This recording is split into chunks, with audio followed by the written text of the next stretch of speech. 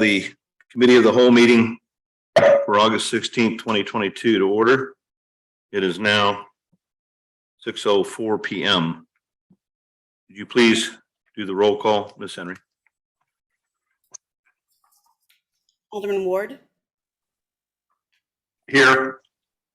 Alderman Mims. Here. Alderman Bill Van Buskert. Here. Alderman Mary Jane Van Buskert. Here. Alderman Emerson. Here. Alderman Myers. Here. Alderman Hayden. Here. Alderman Azier. Here. Alderman Scott. Here. Alderman Walters. Here. All right, we have a quorum.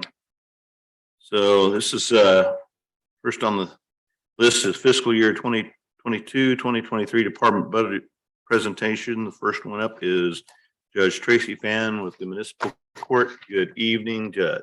Good evening, everyone. What do you have? Well, the budget presentation for this year is pretty much the same as it is every year.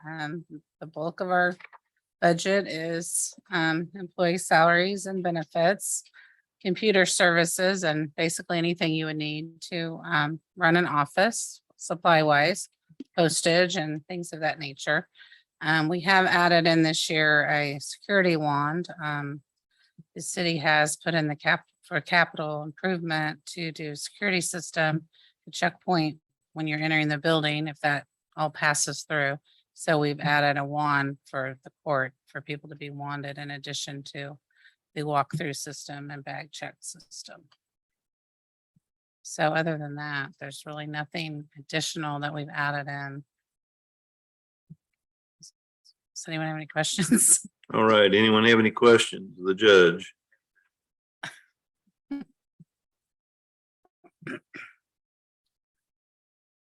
No one? That was easy enough. All right, thank you. Thank you. It's nice to see you, Judge. Yeah, to be continued. It's pretty good. I like it. Next is Chief Robert Kuehl with the police budget along with Captain Harper. What do you have for us, gentlemen? Okay, making sure we're on there. So while preparing the budget submissions, of course, we made efforts to keep the budget flat, and we were essentially able to do that for the most part, based on, inflation in general, rising costs and some outliers. I wanted to point out just a few particular items. Under public safety sales tax, you'll see a $98,000 item for what's called a T1 backhaul to Ethernet dispatch conversion. Basically, it's a high-tech one-time expense required because of mandated charges or mandated changes from the Mid-America Regional Council and the 911 system. So everybody has to make that change to Ethernet.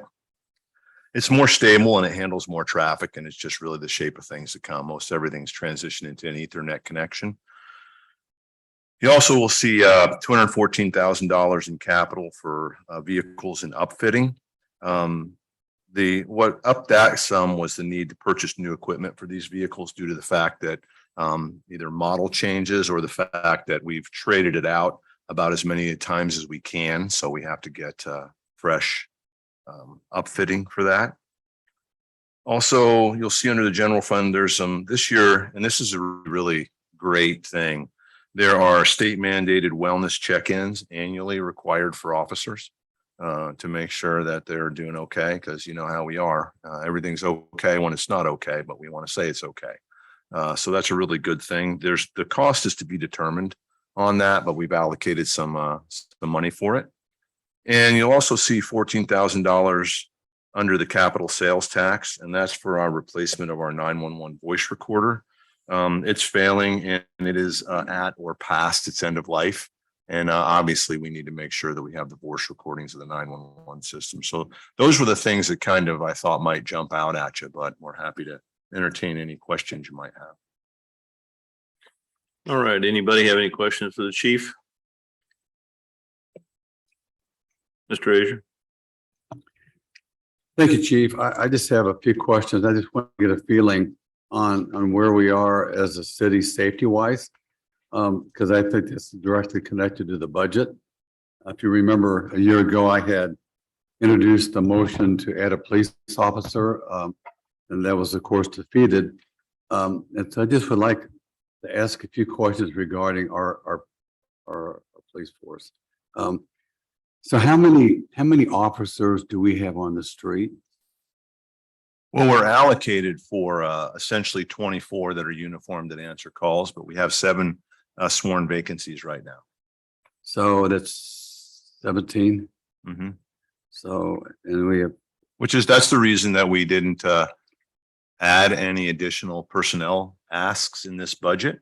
We've had that conversation before that I think it's good stewardship to only ask for what you hope you can get. And obviously it presents significant heavy lifting and challenges nationwide, but that's why we didn't add any additional this year. We still have 7 vacancies to fill, allowed to fill all of them. and so, and I think you told me last year that that officers graduating are just not there. I mean, that was the drift I got, that you couldn't find anybody that you considered qualified to fit our police force. Yeah, we actually have one graduating Thursday, and he'll hit the streets for FTO, and we have one that just started August 1st. She's a migration from she started in detention, which is a really good path. It gets you a flavor for the department and law enforcement. And she started the academy the first, but from the time they express interest to the time they're actually a mildly viable resource is about a year. Okay, and correct me if I'm wrong about that. So a year ago, we had 17 and 7 that were not placed, and we're still in that same situation. It's identical? Yeah. Okay, so Because we we lost have 2 and we filled 2. Mhm. And so then does the budget call for 24 or does the budget call for 17? Otherwise, No. if you could get 7 more, could you hire 7 more? Yeah, our allocated TO table of organization is 24. But since we have the 7 vacancies, we're just going to work on those and not sequester money that can be used elsewhere. Understanding that we probably won't be able to get past the 7. It's going to be heavy lifting to get the 7. And again, that's because they're just not there to hire. They're not getting somebody interested in this profession right now is extremely challenging. And what I see nationwide happening is a lot of people will chase numbers to the expense of quality. And that's that is a pay now or pay much more dearly later. And we're never going to lower those standards because 1, it's not fair to the city. 2, it's not fair to the individual that you place in a situation where they're not set up for success. And so finding qualified people is difficult. There are people around who are interested, but they wouldn't be the ones that we would normally vet and approve to go to the academy. And that would be understood. No one's going to hire somebody you don't think is qualified. I think it's that way in every business, I would think. Right. And when you couple that with the challenges and the incentives, and quite honestly, there's an observation that I made that I have shared with some of my compatriots here. I think that people are just human beings in general. They're frustrated. They're kind of at their wits' end. Their fuses are short, and that includes police officers. So I think sometimes as people move around or migrate to different places, they're looking to get away from that, and they really can't escape it. But sometimes it looks like over there is better. And so we spend a lot of time making sure that this is a quality, solid environment for people to work in. Of course, pay and incentives and all of those things are critically important, but so is your quality of life at work. So Thank you. And I want to share this, that when I do have a chance to talk to officers, not just in Raytown, and I actually speak a lot to the highway patrol because they have to be my neighbor.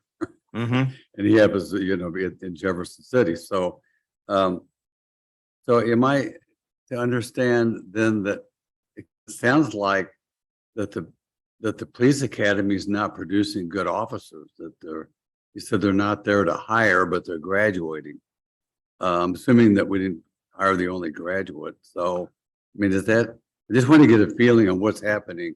You talk about nationwide, but let's talk about Kansas City. Yeah, I would say my observation there is that that you can only have a reasonable expectation given the type of clay that you give them to mold. So if you give them somebody who checks all the boxes, I can tell you that the level of effort and professionalism is as high as I've ever seen it in the police academies. But again, people can only rise to their natural best regardless of how much training they're given in a 6-month period. So you have to make sure that you don't have the bar low because it can only make it so far. But I really don't think it has anything to do with the level of and quality of training they receive at the academy, because I'm intimately aware I oversaw that for 3.5 years. And I think that if anything, they're doing heavier lifting to try and lift those up who might not be as qualified as what they're used to seeing. That's disappointing to think that we're not graduating people that meet our standards. So other question I want to ask is, I know that you're really astute in terms of figures. So, do you, I'm sure that you follow our statistics in Raytown from month to month, year to year. So from the first of the year, is Raytown up in murders? Or are we down in murders? I know this month alone, we had, 3, didn't we? Alone in Raytown? I think it's trending pretty steady. I don't have the statistics in front of me. I think it's trending pretty steadily. But what I will say is, the violent crime that you see, it isn't randomized. What you're seeing is unfortunate outcomes based on unfortunate choices. And that in any way, shape, or form minimizes or mitigates the loss of life. But there's a trajectory that people are often on. And sometimes that's unfortunately what's at the end of it. Again, we battle with the lack of cooperation. It's significant. People want to handle things themselves. They don't want to have us investigate. But I would say that there's a lot of other areas that are down.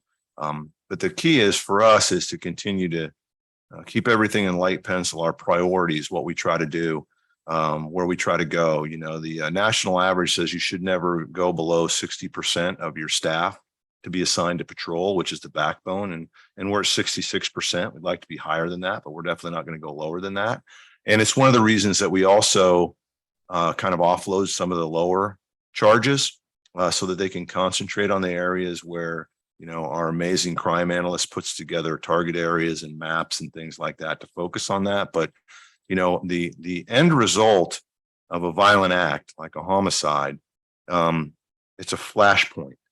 And for us to try to predict that requires a crystal ball that we really can't have. But what we do is we look at the intel and we look at the patterns and we interact with all the other agencies so that we can kind of communicate back and forth almost in a way to have a sort of a predictability to the areas where we expect to have more issues. And then we concentrate our efforts there. But these events occur in a moment of passion or emotion or bad outcomes. Yeah, and I'm a little confused there. You said these weren't random, which leads me that they're just hardcore killers. And then you mentioned, they just happened out of passion. That's a little bit different than not being random. Well, what it is it's in the moment. And they're not, the problem is they're not hardcore killers. They're actually individuals who have been on a path of either jail or death, for lack of a better term, for some time, or bad outcomes. They don't ever enter into it with the intent of being a victim, and they also oftentimes don't even enter into it with the intent of being a suspect. They get involved in an emotional event, and then the violence erupts. Now, do people come with the absolute intent to commit a homicide? Sure they do. But oftentimes it's the end result of a conflict because, a lot of our younger folks do not have a very good ability to manage conflict in a reasonable way. Well, thank you. I do appreciate it. I want to mention to you that I do get questioned occasionally, how often, I would say maybe 3 or 4 times a year, about the crime rate, because they're mainly parents that are trying to decide whether or not they want to move out of the school district. I know that, when they had major outbreak at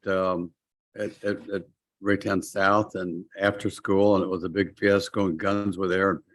Parents were involved, immediately lost the swimmer. They just immediately just dropped out and went. So crime, and what the vision of our citizens is of the crime that's taking place, certainly has to affect our neighborhoods and the perspective that people have of our city itself. And every alderman will tell you, and I can't speak for them, but I know of all the times I've run, the number one thing that citizens want is they want safe neighborhoods. Even over education, I guess they want their kids safe, they want their wives safe. And so I think our police budget, obviously, and I've been very outspoken about making sure that you have what you need. Didn't you tell me also that the record of crime in Raytown's actually tracked by the county and not by us? Am I wrong about that? And we track it all. We track everything ourselves. Or do you? But we interact with the county and Kansas City and all of our regional partners. But yeah, there isn't much that Kyle Stoker doesn't track almost each and every day. It's almost like having real-time data, having Kyle at that desk. And so then if any alderman want to really see that, we could come down and take a look at it. Mhm. Okay, thank you very much. You're welcome. I'm sorry, Mr. Warden, and you, Mr. Scott. Thank you, Mr. Mayor. Chief, I just want to say that I haven't heard the term T1 used in about 20 years. Is that for the 911 or is that, It's the 911. okay? And That's what they titled it. It's called the T1 backhaul to Ethernet dispatch. Now, my guess is that the T1 is being replaced by Ethernet. yeah, I mean, that makes sense. And I just didn't know if that was going to, I mean, a T1 back in 1995, I mean, everybody dreamed of having that because it was a whole 1.5 megabits per second or Right. something. I believe that's getting unplugged and the Ethernet's getting plugged in, and I'm not even sure what the speed of that Ethernet connection. Well, was. I can guarantee you that unless we're getting ripped off, it's faster than 1.5 megabits. Oh, yeah. Per second. I'm guessing it's 1,000 to 2,000, maybe Yeah. even 3. I just didn't know if that was going to allow you to do anything else. That was my So, only yeah. question. I mean, all that excess data. Just chat rooms. Okay. No, no, I didn't, I meant in legitimate police use. Was it going to open up any opportunities or it's just a 1-for-1 replacement in your mind? No, I think it's a 1-for-1 replacement as far as infrastructure goes, but it will open up a lot of possibilities and opportunities as we move down the road because, the use of data is only going to increase and the need's going to become more intensive. And so I think they're trying to prepare for the future. We're already behind the 8 ball. This has been a project that's been underway for some time, but they're going to execute on it this year. Oh, that's great. Thank you Yeah. very much. You're welcome. Mr. Scott. I just wanted to clarify my understanding of the process with the police academy because the description I just heard seemed a little off to me. The police academy is not like just a standard college where people just show up like, hey, I'd like to be a police officer, get there, do the training, and then get hired afterwards. You recruit potential officers. We do and actually. send them. Actually, it works both ways. Okay. There are academies like down at UCM and Blue River who have candidates who pay for their own training and they're not yet affiliated with an organization. And so I just spent I've made 2 or 3 trips down to UCM to build a relationship with them. I've done some training for them down there. And what we do is for the candidates that are not being sponsored by an agency, essentially, there is not a single one that does not get interviewed, vetted, or talked to by us. But again, because they have the opportunity to sign up for that class, they still have to pass the rigorous criteria that we have. For the most part, we find now what the other side of it is if someone applies but hasn't been through the training and they pass muster, then we actually call the academy and let them know that we have one ready for the next class. So it works both ways, Okay. but it doesn't change the quality control on the person that we hire. And the implication of the lack of available candidates is it's because there's just a lack of people interested in even pursuing the profession right now. It's not that there's a bunch of people coming along, they just kind of suck, and they're graduating, but they kind of suck. It's more of the people who are graduating are quality, but there's just not enough Yeah. people even coming into the system. There's just a much less of a pool. So, let's just say, we would have classes where we would have 600 people apply in Kansas City, and we would make a class of 50. And they are struggling now to put classes of 25 or 30 together. Okay, that's kind of what I thought. I just wanted to clarify because Mhm. the picture earlier sounded a little bit. We different. take a really personal approach. We invite if somebody, and I'll share this again, I know I tell you all this all the time, but if you have somebody that expresses even a remote interest or maybe isn't sure, I mean, it's not always the most comfortable environment for people to come in and knock on the front door and say, hi, I'm here. Can you give me a tour? But that's exactly what we'll do. So if you have somebody that's mildly interested, point them our direction, point them my direction. And because right now what's required is a lot of hand holding. And it's also, you need to give people the opportunity to understand some balanced rhetoric that's out there. As I've talked before, I think people sometimes are the victim of what's convenient on Facebook or Instagram or things like that. But we will not. We have interviewed a lot of people who we're very honest with them because we don't want to set them up for failure. And sometimes it's just not the right industry for them, but they don't understand it. So we want to have the chance to help them understand it. Thank you so much for all your efforts and stewardship. Oh, I Chief. can't wait every day. I can't. That's it, sir. That's it. Thank you very much, Chief. Thank you, Captain. Mayor, you have one on the. Mayor? Oh, sorry about that, Bill. Didn't see you up there. Okay. Go ahead. Yeah, I raised my little hand, but I know it's hard to see on there. Yeah. Chief, and I think some of what you're telling us too about the academy or the potential for those who may be going to the academy or going through it, there's a competition that's stronger than ever for the good qualified candidates. And so,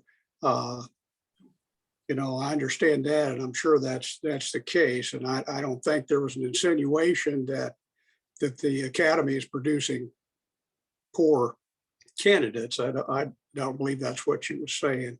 And correct me if I'm wrong, but I don't think that's correct. But also, I just wanted to thank you for the job you're doing, for your dedication to the city, to the department, and the many dedicated officers that you have in the department and all the personnel there. I really appreciate it. And just want to throw in, I don't know if Judge Fann is still there or not, but Traci, thank you for the dedication you have to what you're doing and your dedicated people that are on your staff too. Thank you. You're welcome. Thank you, Bill. Appreciate it. Go And ahead.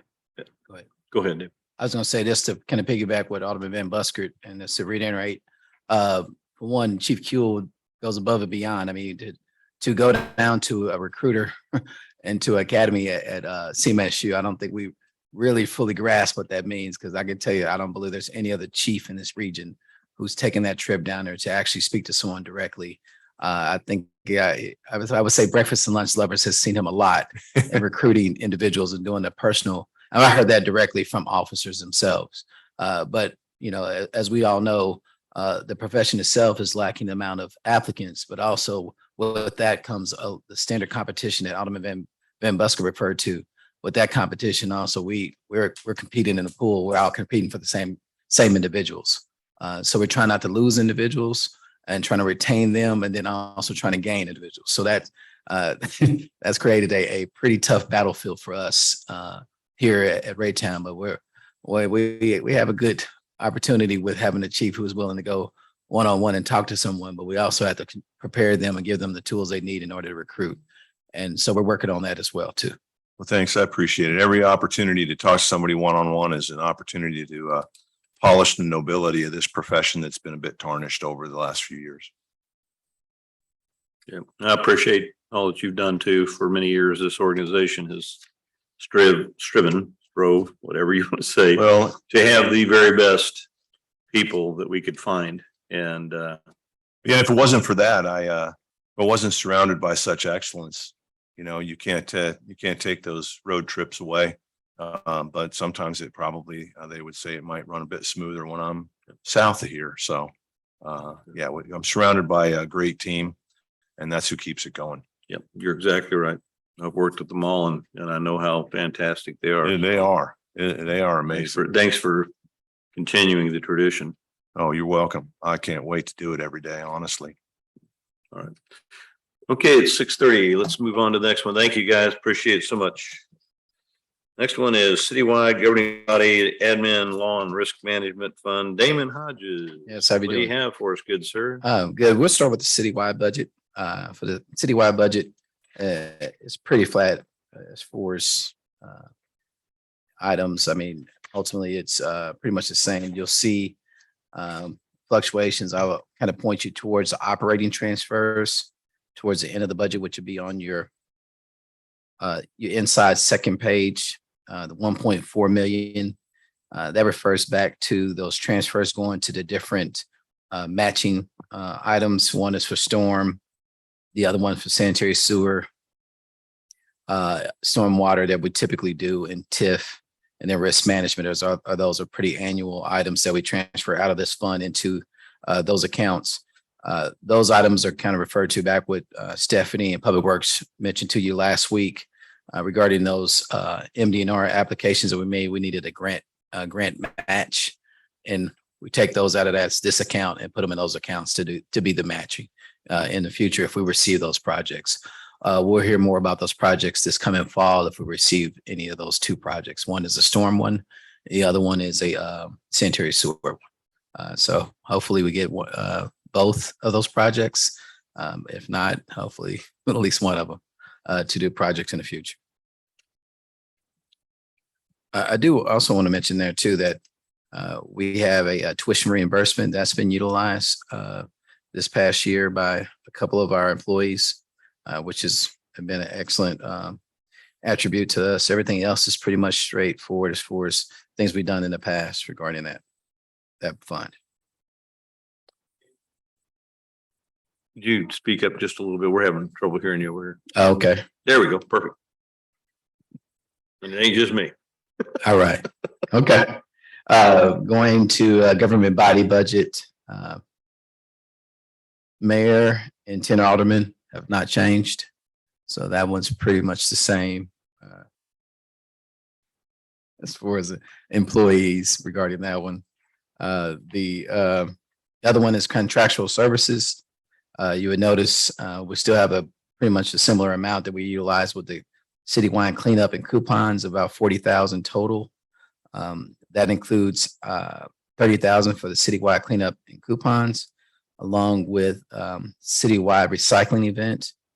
We put 10,000 the past year when we did a recycling event. We did get a grant reimbursement for a portion of that. And then, but you do it's a one-time grant reimbursement. So if we do them in the coming years, we have to fund those ourselves, but we still would look at opportunities to help out with reimbursement or to grant programs to help us with those. The thing that's been coming up in conversations with some residents in the past and during that recycling event was a hazardous waste program. Mark has a solid waste division that manages the hazardous waste program. That program itself, I reached out to the owners, to the providers of that program, and we would have an annual payment of $32,713. So we have not signed up for that program, but that's something that some residents have looked at and asked us about. That would be an annual payment of about 30,000 plus. They charge you per resident, which right now they have us about 30,000 residents, which is about $1.09 a resident.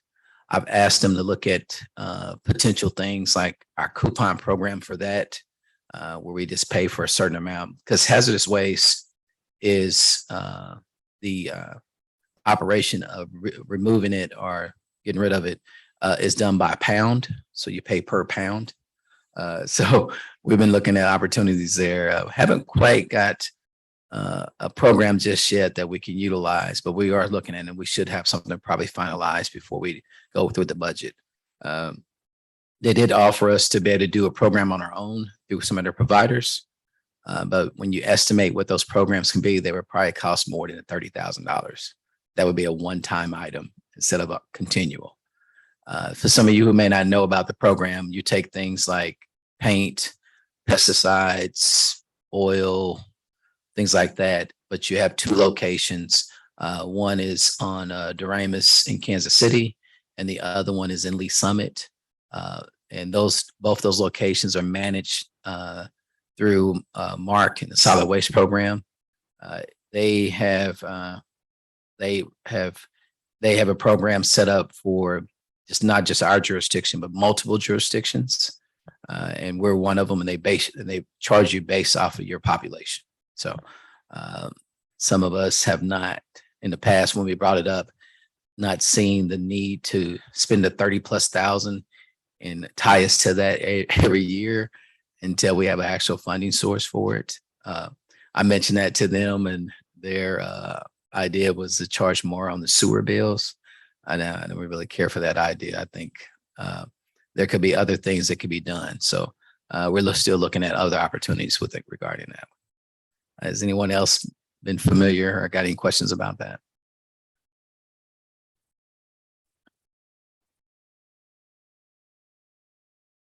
Mr. Frazier? Oh, I'm sorry. Well, you had yours I first. just have Go a ahead. quick question. Sure. Is there any grant money available for that particular for hazardous waste? Have we Yeah, it's not through state, them. federal? We have not started state or federal, but nothing offhand regarding that. We have looked at, they have any grant programs. I have not seen anything regarding that can help out with offset, not ongoing cost. They may be a program that it can be maybe one time. So we're still looking at that opportunity. Typically what happens with the one time is you have to man it with your employees, provide the location, things of that sort. So we haven't found anything yet that kind of fit that. And then this 32,000 or so, that's Mark handles that program. Yes, you pay And them. so is directly. there a way that they would entertain billing us based on what we collect for the hazardous waste? Yes, I've tried that. They would not. Me too. They're not going to do it. They set us a flat rate per resident and per capita, and But that's what you Not even a utilize. third of our residents are going to come out. And Yeah, that's the problem. they don't have that much hazard. And I also asked them if they would provide any to me, I would just think like an onboarding program that maybe the first year you pay a discounted rate, and then as your residents continue to pick up or start utilizing it, Mhm. they said they don't track it that way and haven't really come up with a program like that. So, so we looked at, they did offer that maybe you can look at a resident, like if they go, other cities have tried it where if they go to Lee Summit and pay per the pound to try to offset that cost, kind of like what we do with Missouri Organic regarding the brush and the cleanup coupons. So we're still looking at that one, just to see if that's a good program to kind of get an idea of just how many residents would utilize the program itself. The thing about that is that you can only go to the Lee Summit location for that particular to utilize and pay it per pound. So we're still looking at them and see if they got anything else that they can help us with. Mr. Trader. But Thank you, I will Mr. say- Mayor. 1 second, I'll make sure. I will say that these amounts here do not include that 32,000. So if we decided to go with that program, we would have to increase that amount to offset that 32,000. Go ahead, I'll make sure. Thank you, Mr. Mayor. Damon, since you became city administrator, just from my observation, and of course, you're really in charge of the entire city budget ultimately because you oversee everything, and not just the administrative part of it, And I just want to take the moment to say, I really appreciate the job you've done. You've made a lot of really good decisions. This room is a good example of one of them. And not just there, I'm not going to go on and on, but I think probably all the Board of Aldermen recognize that your leadership's been really good. And I think that City Hall has a little different face since you became the city administrator. And so I say that in admiration. Thank you. I do have a question, and it has to do with back on the police budget again. So in the total budget, Mhm. when we, for example, budget for 24 officers and we only pay 17, Mhm. that's got to be in excess of $350,000 that we don't spend. Mhm. So, and we did that last year. So how do we account for where the 350,000 went that we didn't spend? Well, we Is that don't, shifted to other departments, or no. it just isn't? So do we actually, we should see that as a surplus left over from the previous budget? You typically do. Your personnel wise will go to your fund balance, which is what we call, you see you'll see when you do the total budget, we'll give it to you in this early September, but your fund balance is where it goes to.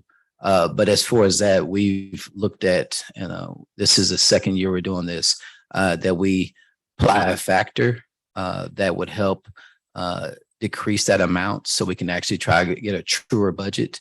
And that factor is called a vacancy factor. So we multiply a certain amount to say that we're going to have this many vacancies coming up and reduce that amount. Because even if we say, let's use the idea of 7, the budget goes into effect November 1st, and say we hire 2 people in January and 2 people in July. There's no reason to go ahead and budget for their entire salaries. We budget for a portion of their salaries because they won't be there the entire year. So we did that vacancy factor. We started that last year to help alleviate things like what you're talking about, where you have a mass amount going to your fund balance because you were budgeting for your entire year, but you never hired anybody for the entire year. So those things, we try to help alleviate that in your budget overall. Yeah, and it works the same way. If we lose 2 people, it works in reverse also. Yeah. So I really do appreciate that. I think, so if we, if we, in the last 2 years, or only have 17 officers, why are we budgeting for 24? Yeah. Well, you still want to have 24. We got to figure out a way to try to get to 24. So you budget them because if you do hire them, we got to have the money to do them. And you want to know what you have to do up front to kind of give you an idea what you're looking at overall. Because the thing about budgeting, even though you may have a shortfall 1 year, the salaries are continuation. So we want to know what we're going to do continually beyond year 22, 23, 24, because you don't want to go and hire people and then you can't continue keeping them on the budget or on the salaries going forward. So you got to figure out where you're at budget wise so you can know what your revenue has been able to do. Okay, thank you. I do appreciate that. Anyone else? What else do you have? On the general fund side, Sorry, Bill. Hey, don't do your yellow hand thing. Like I said before, just wave and say something. So I know you get your little yellow hand disappears with all your little cards there. So just wave and say aye. All right, thank you, Mr. Mayor. And I appreciate what Mr. Azier said in regards to Damon and the job he's doing. And we do appreciate that job, Damon. And as far as the solid waste or hazardous waste that we might want to dispose of. So as individuals, we could go to Lee Summit, to the facility there, and dispose of them individually, right? Is Correct. that a per pound or what? How does that work? yeah, I think it's like a per pound cost. It's like $2 per pound or something like that. Okay, so we'll have that availability right now. Yes. Which and where is that located now? It I was don't- by Fort, but I'm not sure now. Yeah, I don't have the exact address on me, but it's kind of I have to get you the address. I don't know the exact address, but it's kind of far. Probably wouldn't take long to get there. At least it's not too far away. So Well, Lee Summit is not. This one here is I think is on the very outskirts of Lee Summit at one of their I think parks, depot areas. So I have to get the exact address. Okay, all right, appreciate that. And so I just want to make sure people are aware, if they have those kind of items, there is the availability of in a fairly close, an area close to us where we could dispose of those at a fairly reasonable cost. And as was stated before, not every individual is going to have those kind of items they need to dispose of. And so if you have an overall cost for the city, you're applying that burden to some people who are actually not, utilizing that, and others might be utilizing it a lot. So anyway, I appreciate your presentation. Thank you. Sure. For the next one was a general fund. It's for the administration budget is pretty flat. We didn't have any increases regarding personnel or anything. The amount that you see, the 2.75% is based off of the 5% that was a flat that we do utilize for all employees. Did you get that, Mayor? Okay. So it was not much of an increase at all regarding that one. Same items from the past few years. Under law, there is a slight increase with our prosecuting attorney and the law department itself. As far as we pay for outsourced legal, they did do a slight increase on their hourly cost. So we increased the budget slightly in order to accommodate that. As far as the annual salary increase, we utilize the same one we approved with the agreement we have with Ross Nigro as our city prosecutor. I think it's right around $600 or $700. It's not very much. Your next one is your risk management, which is the last fund. Risk management is just a fund that we utilize as it sounds for claims and things like that against the city. We pretty much use the same standard amount we've have in the past of about 90,000. Along with other items there. They're pretty standard. Anything And that else? is it. That's it on my end. Anybody got a question? Ms. Mims? I just want to, can you hear me? I know you can hear me. Yeah, I can hear you. I just want to thank you and your staff. And the part that's most important here is for the people to hear the transparency of our staff. I've been looking and listening to a lot of different things that have been said about not having trust of City Hall. So each year that you have been here, that you brought stuff before us, I will take this and share with a lot of those, the breakdown of the things and where the money goes, when Sure. it comes in and where it goes, so that we have to build trust back out here. It's the things that I've heard, we weren't here.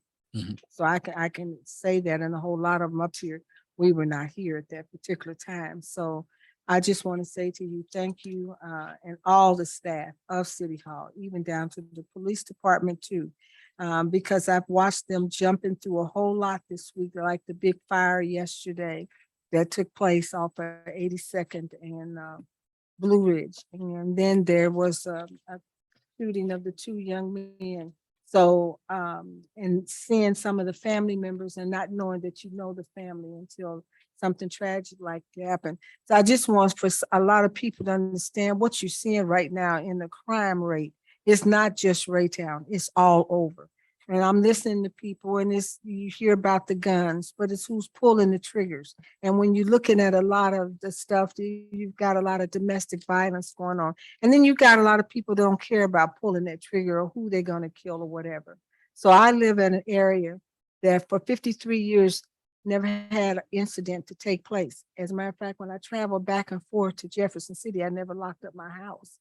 Now you have to lock up your house because now we've had 4 killings and a young lady shot in her head coming home from work late at night. So it's a whole lot going on out here and everybody's asking for solutions of what to do. Right about now, I honestly couldn't tell you where the solutions are going to start at. Because somebody's going to point fingers somewhere about everything, any little thing, no matter what you try. The negativity is here. So you might as well take a look at it, and you look at who's throwing the negativity out here. You got fear factors running around out here. So I say to my chief, you know, I keep you all in prayer because it's a lot going on out in the street. And Mr. Hodges, I look at a lot of people that come at you, you know, and some of it is not about just you doing your job. We know what it's about. But then we have to be fair and open and honest and have the real sensitive conversation that a lot of people don't want to have at the tables. We're going to have to open up our hearts and our ears, and we're open our minds on what it is that we want to do to upgrade and do the things that need to be done in Raytown. I can't go everywhere else, and I can't take care of everybody else's issues. But this is where we are, and if we can't work together, then what do we have? So I just say to you, thank you for your expertise and your staff's expertise. And definitely, I'm looking at Missy Wilson. I'm looking at the little lady that came on board. It's so many people. I'm looking at Stephanie back there. You got a lot of people. Sir, I don't know your name, but I do like when I watch you walk because you think as you walk. So I just want to say to all of you, and we all see it. We know what hard work is going in out here. Can I say it to everybody? No, because they're not going to believe it and they're not going to trust who it is that's saying it. And I have to be honest with you because take a look at me, and that's why they don't want to trust me at this particular time. So I say to all of those that they do trust, work with them, listen to them. And I do, and I listen. So I just want to let you know, I appreciate you very much. Thank you, Mr. Mayor. And Damon, I'm going to finish up, if we're getting close to that magic hour, and say, I also, because I'm here every day,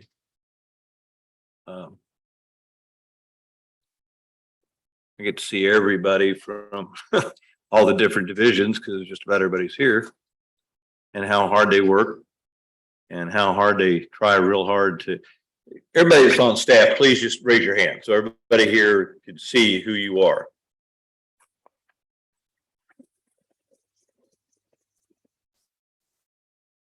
I've been mayor 7 years. This is the best bunch of people I've ever seen. They work hard every day. The parks too, they're not here, but the parks folks, everybody works really hard at trying to meet everybody's needs. We're at the lowest I can think of. I've been with this city for over 40 years, lowest amount of people that are doing this job. So obviously we're saving a lot of money just right there, not having enough people to do the job that everybody would like us to do. But we are doing the best that we can. And I think that this crew here meets the demands better than most people ever would under the same conditions. So I want everybody to know that's how I feel. I've been here a long time as a employee, now mayor, and I see it every day. And I just want to tell you and in the entire group, thank you very much for how hard you work and everything that you do and the outside of the box thinking that you do when you have the availability and the money to do so. So I appreciate it very much. Anybody else have any questions? All righty, I believe that is it. Thank you. And we'll see you back here at 7 o'clock. Adjourned at 6:52.